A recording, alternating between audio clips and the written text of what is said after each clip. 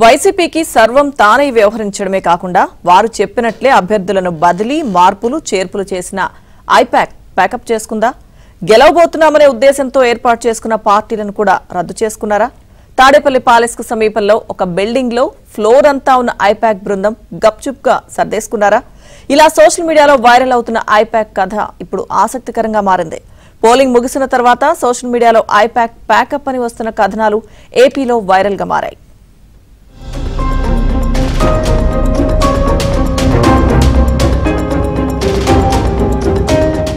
రాష్ట్రంలో 2019 ఎన్నికల్లోనే కాదు 2024 ఎన్నికల్లో సైతం వైసీపీని దగ్గరుండి నడిపించిన ఐపాక్ ఆ పార్టీలో అంతర్భాగంగా మారింది. సహజంగా కన్సల్టెన్సీ సంస్థ పోలింగ్ మరుసటి రోజే ప్యాకప్ చేస్తుంది.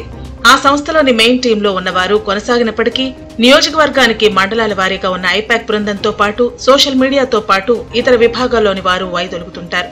రాజకీయ పార్టీలు కూడా పొలిటికల్ కన్సల్టెన్సీలతో పోలింగ్ పూర్తయ్యే వరకే తమ కాంట్రాక్ట్ ను కుదుర్చుకుంటారు. ఒకసారి 2019 ఎన్నికల నాటి పరిస్థితిని పరిశీలిస్తే పోలింగ్ పూర్తయిన తర్వాత హైదరాబాద్ లో ఉన్న ఐపాక్ బృందం అప్పట్లో ప్రశాంత్ కిషోర్ ఆధ్వర్యంలో నడిచేది. పోలింగ్ పూర్తయిన 2 రోజుల్లోనే వైసీపీ అధినేత జగన్ ఐపాక్ కార్యాలయానికి వెళ్లి వారందరితో మాట్లాడటమే కాకుండా వారు కూడా కాబోయే ముఖ్యమంత్రి అంటూ గ్రీట్ చేసేవారు.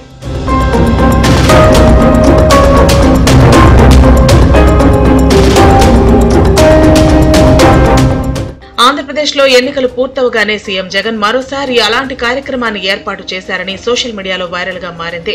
విజయవాడలో ఓ బిల్డింగ్ లో ఉన్న వారితో, తాడేపల్లిలో మరో బిల్డింగ్ లో ఉన్న వారితో జగన్ తో కలిసి ఫోటోలకు పోజులివ్వడంతో పాటు వారందరినీ గ్రీట్ చేస్తారని విస్తృతంగా ప్రచారం జరిగింది. అయితే పోలింగ్ శాతం పెరగటం, క్షేత్రస్థాయి నుంచి వస్తున్న ఫీడ్బ్యాక్ నేపథ్యంలో ఈ కార్యక్రమాలు రద్దయ్యాయని సోషల్ మీడియాలో వైరల్ అవుతోంది. దీంతో ఐపాక్ ప్రతినిధులు కొంతమందికి షాక్ తిన్నట్లు అవుతోంది. ఐపాక్ బృందం సర్వేల పేరుతో పెద్ద ఎత్తున సోషల్ మీడియాలో ప్రచారం జరిగింది. గతంలో సర్వేలు లీక్ కూడా అయ్యాయి. మంత్రులకు కూడా ఎదురు గాలి వీస్తుందని ఐపాక్ ఇచ్చిన సర్వే అప్పట్లో లీక్ అయింది. అయితే ఆ తర్వాత ఐపాక్ ఈ సర్వేతో తమకు సంబంధం లేదని ప్రకటన ఇచ్చింది. అభ్యర్థుల ఎంపిక నుంచి రాజకీయ వ్యూహాల వరకు జగన్ ప్రచార శైలి ఎలా ఉండాలనే అంశంపై కూడా ఒక కార్యాచరణ ప్రణాళికను ఇవ్వటం, దీనికి తోడు వైనాట్ 175 అనే నినాదం కూడా ఐపాక్ బుర్రలో నుంచి వచ్చిందేనని చెబుతూ ఉంటారు. కానీ ఇంత చేసినా కూడా క్షేత్రస్థాయి సమాచారం అనుకూలంగా లేదని పసిగట్టేశారు. అందుకే ఐపాక్ బృందం వద్దకు సీఎం వెళ్లే కార్యక్రమం రద్దయిందని సోషల్ మీడియా కోడే కూస్తోంది. ఇప్పుడు ఈ వ్యవహారం అసలే నిరాశలో ఉన్న వైసీపీ శిబిరాన్ని మరింత డిఫెన్స్ లో పడేసింది.